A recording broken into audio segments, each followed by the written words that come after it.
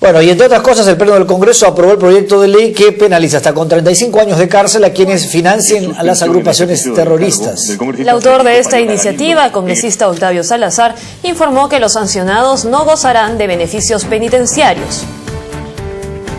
Bueno, sin duda una iniciativa importante, y justamente para hablar de ese tema estamos con el propio congresista Octavio Salazar. ¿Cómo está, congresista? Muy buenos días. ¿Qué tal? Muy buenos días. Muchas gracias por la invitación. Nos estamos poniendo un poco a tono con las necesidades. Usted nos decía que esto ya estaba demorando demasiado. Sí, claro. Este proyecto está desde el año pasado, y sobre todo que a nivel internacional los estados se vienen poniendo de acuerdo en estándares internacionales para sancionar el financiamiento del terrorismo y también con relación al lavado de activos. Cuando sucedió el 11 de septiembre este ataque a las Torres Gemelas en los Estados Unidos, los estados se reúnen y generan los espacios necesarios para las creaciones y el impulso de las unidades de inteligencia financiera como ente que tiene que estar supervigilando todas esas transacciones medias sospechosas, y que esto luego se convierta en la detección de dinero que pueda ser desviado al terrorismo para realizar actividades. Y para realizar, por ejemplo, el ataque a las Torres Gemelas se necesitó entre $400,000 y $500,000, por ejemplo.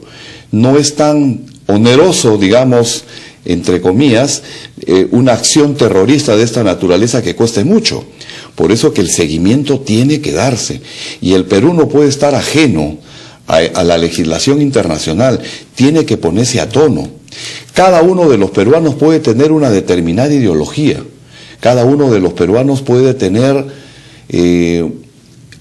una determinada predisposición hacia tal o cual cosa, pero lo que el Perú no puede hacer es estar al margen de cómo va andando la comunidad internacional con relación al terrorismo. Lo que el Perú no puede estar al margen de sancionar este tipo de delitos, porque es peligroso. Claro que sí. Tú le das el margen y ellos siguen avanzando.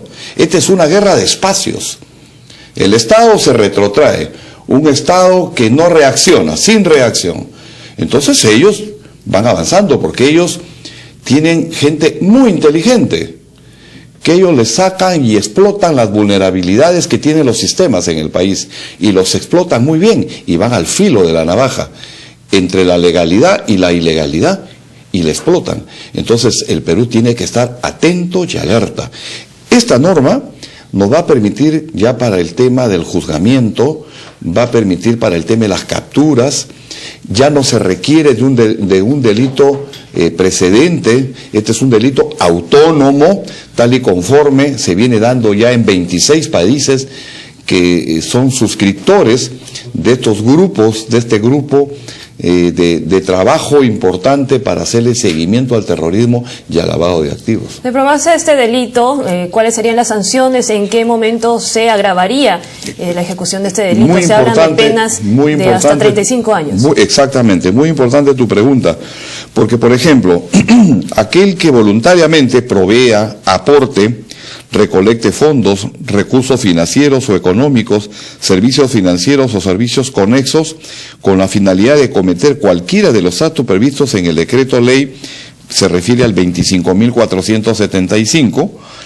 con la finalidad de cometer actos terroristas definidos en los tratados de los cuales el Perú es parte, o a la realización de actos de un grupo terrorista cerrado y reprimido con pena privativa de libertad no menor de 20 ni mayor de 25 años. ¿Y cuándo es la pena agravada? Cuando la persona que recolecta estos fondos recompensa a aquella persona que realiza un acto terrorista. ¿Y los funcionarios públicos, por ejemplo? Y también a los funcionarios públicos y a los servidores públicos. Esto es importante, porque nosotros tenemos en el sector educación una serie de personajes que han salido ya de las cárceles con los beneficios penitenciarios que muy bien Perú 21 ha venido denunciando. Entonces, bueno, la publicidad me quedas mirando. Entonces, el tema aquí de que este asunto nos permite a nosotros cubrir un espacio muy importante a efectos de poder lograr de que estas organizaciones criminales no sigan avanzando. Ahora, estas, por ejemplo, que a veces vemos que aparecen en la internet, las páginas web donde están pidiendo donaciones, donde se realizan una serie de eventos para recaudar fondos, caen ahí. Esto entra a caer, claramente. Ya no importa que el delito se cometa fuera del territorio nacional. No, es aquí o afuera. Por ejemplo, las organizaciones, el MRTA tiene gente hasta ahora en Europa que recolecta fondos. Hasta ahora. Claro. Y eso es sabido. ¿Y el que dona? El que dona también. Todos están incluidos en esta actividad, en este delito que está marcando un hito importante dentro de la legislación antiterrorista y que falta hoy en día complementarla con lo que significa la apología del terrorismo. El Tribunal Constitucional en el año 2002 puso la valla demasiado alta. Se pensó a lo mejor que ya el terrorismo en el país era cosa del pasado y que era el momento a lo mejor de flexibilizar las normas. Empezaron a salir de los establecimientos penales y a las finales nos damos cuenta que no. El lobo se ha cambiado de pelo, ha cambiado de facciones y se ha convertido en Caperucita. El Movadez es la Caperucita de Sendero Luminoso. Y hoy en día nosotros estamos viendo las acciones que ellos vienen realizando. ¿Y dónde están trabajando? En las universidades, porque ahí está la gente nueva, está la juventud, que no sabe lo que pasó al inicio de Sendero Luminoso, tan criminal y tan radical que fue. Entonces, estas personas tenemos que salirles al frente, y yo he presentado también ya el día de ayer un proyecto de ley con relación al tema de la apología, porque hay que sancionar la apología.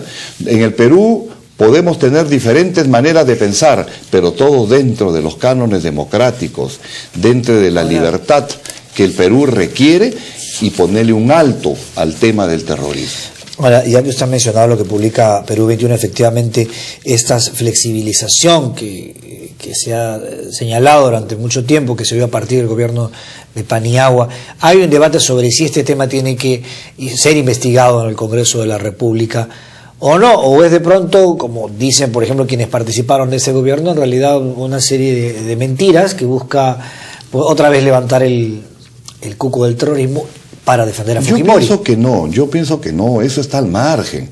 El tema del presidente Fujimori es un tema de salud.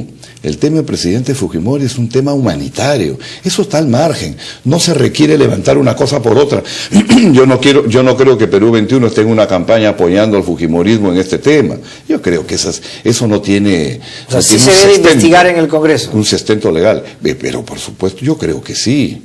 Esto no debe volver a pasar. O si nosotros nos descuidamos, nuevamente vamos a tener acciones de ellos en las calles. Tira la piedra y esconde la mano. Ellos han cambiado hoy en día su estrategia, por ejemplo. Ellos están viviendo de la experiencia de las FARC. Las FARC, cómo fue capturado el Mono Jojoy, o cómo cayó el Mono Jojoy abatido, cómo cayó Raúl Reyes.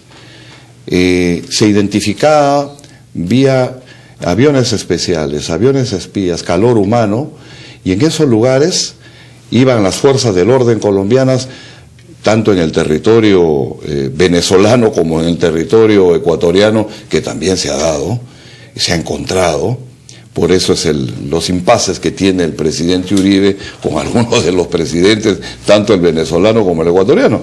Entonces, estos temas de ir y bajar y luego encontrar todo lo que estaba alrededor en esos campamentos, hoy en día Sendero ha aprendido.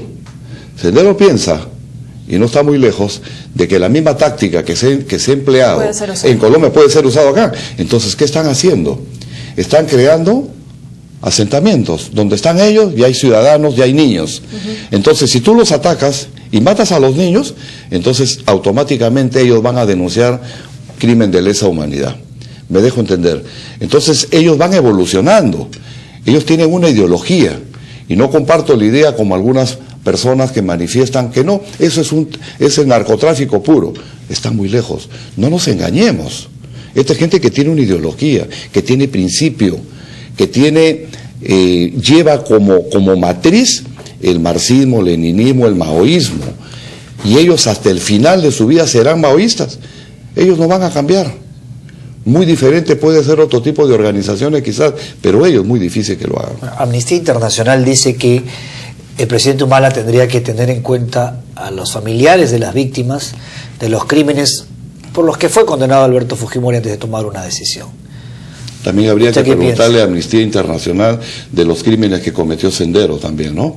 Policías, militares, autoridades. Pero para el caso de Fujimori, digamos, tendría que ser un elemento que el presidente tendría que considerar, ¿o no?